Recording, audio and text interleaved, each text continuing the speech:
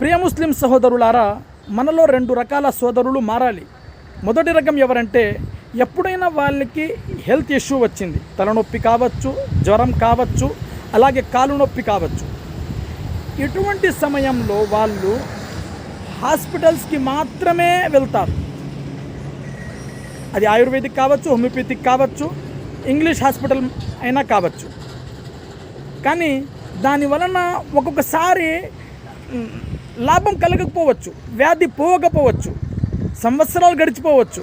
ఇలాంటి సమయంలో కూడా ఎవరైనా వారికి సొల్యూషన్ ఇచ్చారనుకోండి, సార్ ఇలా కాదు, దుష్టశక్తుల ప్రభావం వలన ఏమైనా ఈ వ్యాధి సోకి ఉండొచ్చు, ఒకసారి ఆమిల్ దగ్గరకో మాంత్రికుడి దగ్గరకో వెళ్ళండి అంటే, అప్పుడు వాళ్ళు ఏం చెప్తారు, ఇవన్నీ నేను నమ్మను, నేను వీటిపై నమ్మకం అస్సలు ఉంచను అని చెప్తారు.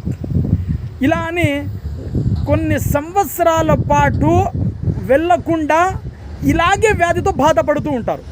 వీళ్ళు మారాలండి. ఎందుకంటే ఖురాన్ చెప్పలేదా, ఖురాన్ ప్రకారంగా శక్తులు ఉన్నాయి, శైతాన్ ఉండాది, జిన్నాతులు ఉన్నాయి, అలాగే చేతబడి వల్ల నష్టం కలిగే అవకాశం ఉంది. ఇలాంటప్పుడు మీరు నమ్మకపోవడానికి అసలు కారణం ఏమిటి? అజ్ఞానం తప్ప.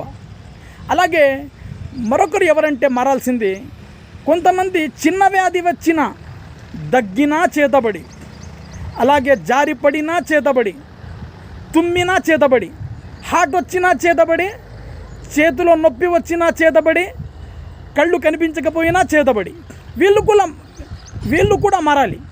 ప్రతి చిన్న పెద్ద వ్యాధికి చేతబడి దుష్టశక్తులే కారణం ఎలా అవుతారండి?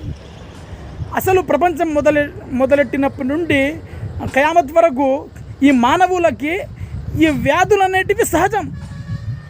బాడీలో లోపాల వలన కూడా ఎన్నోసార్లు ఆరోగ్యం చెడిపోయే అవకాశం ఉంటుంది. సో ఎలాగైతే మాంత్రికుల దగ్గరకు వెళ్ళి అజ్ఞానంతో లక్షలు ఖర్చు చేస్తూ సంవత్సరాల పాటు వాళ్ళ కాళ్ళ దగ్గరే టైం గడిపేస్తారో, అలాగే కొంచెం టైం తీసి కొంచెం జ్ఞానం పెంచుకుంటూ డాక్టర్ల దగ్గరకు పోయి కూడా చూపించుకోవాల్సిన అవసరం ఉంది. సో ఫ్రెండ్స్, ఈ వీడియో మీకు నచ్చిందని అనుకుంటాను. మీకు నచ్చితే దువా చేయండి. అస్సలాము అలైకుం.